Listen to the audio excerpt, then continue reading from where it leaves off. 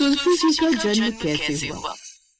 तुलसी, जिसके बिना हर घर हर आंगन एकदम सूना है। अगर वो घर के आंगन में हो तो घर में सुख समृद्धि फैला देती है। लेकिन आखिर हर घर में पूजी जाने वाली तुलसी का जन्म कैसे हुआ था? क्या है इसके पीछे का रहस्य? आइए जानते हैं इस कहानी में। बहुत समय पहले की बात है।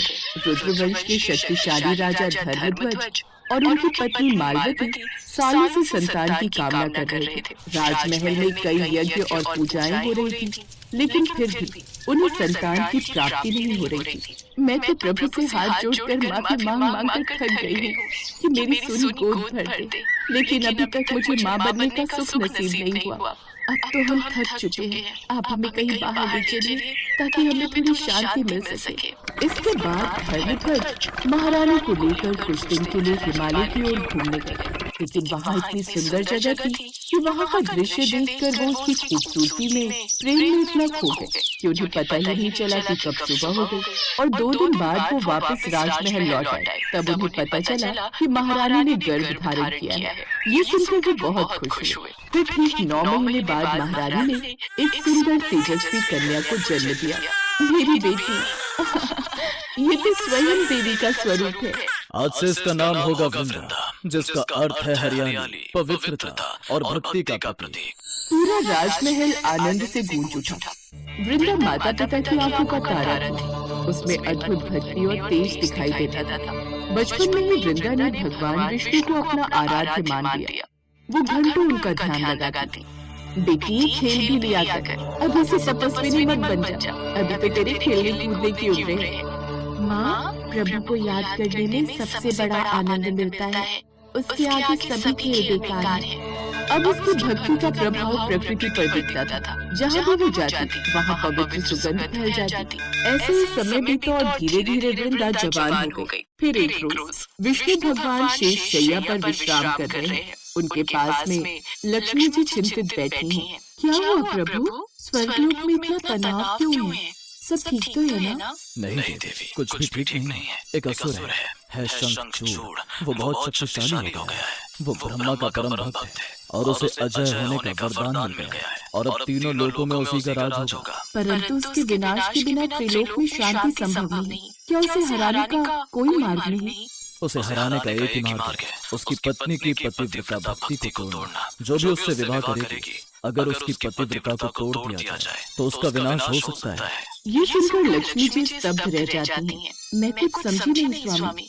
दरअसल ब्रह्मा जी ने उसे वर दिया है कि जब तक उसकी पत्नी पतिव्रता रहेगी, उसे कोई देवता नहीं मार सकता। इधर वृंदा जब बड़ी हुई तो विष्णु का ध्यान करने वन में चली गई, जहाँ एक रोज वन में शिकार करते समय शंखचूड़ नाम के एक राक्षस की नजर वृंदा पर पड़ी। उसकी खूबसूरती देखकर तो वह स्तब्ध रह गया। यह सौंदर्य स्वर्ग में भी नहीं देखा।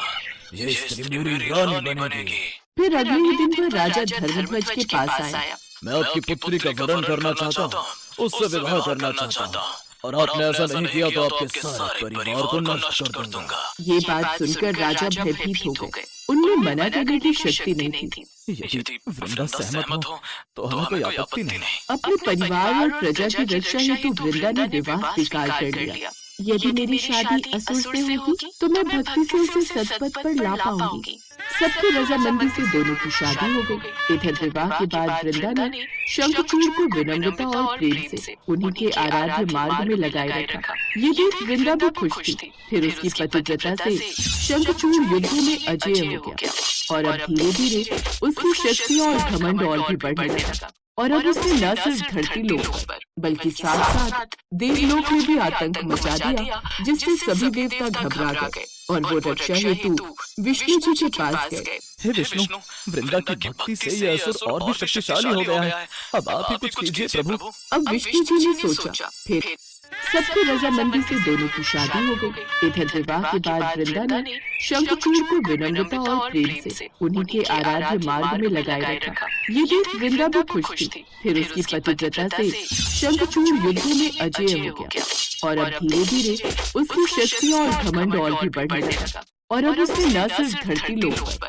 बल्कि साथ साथ देवलोक में भी आतंक मचा दिया, जिससे सभी देवता घबरा गए और वो रक्षा हेतु विष्णु जी के पास गए। हे विष्णु, वृंदा की भक्ति से ये असुर और भी शक्तिशाली हो गया है। अब आप ही कुछ कीजिए प्रभु। अब विष्णु जी ने सोचा, फिर एक रोज शंखचूड़ युद्ध में गया हुआ था, जहाँ चारों ओर घमासान युद्ध चल रहा था। फिर वृंदा अपने पति की रक्षा के लिए तपस्या में बैठी हुई थी। तभी विष्णु भगवान शंखचूड़ का रूप लेकर उसके पास पहुँचे ताकि उसका पतिव्रता धर्म तोड़ सके। स्वामी, आप लौट आए। विष्णु मौन रहे। क्या हुआ स्वामी? लेकिन विष्णु तब भी कुछ नहीं बोले। ये देख वृंदा के मन में शंकर को संदेह आया। उसका पतिव्रता व्रत टूट गया।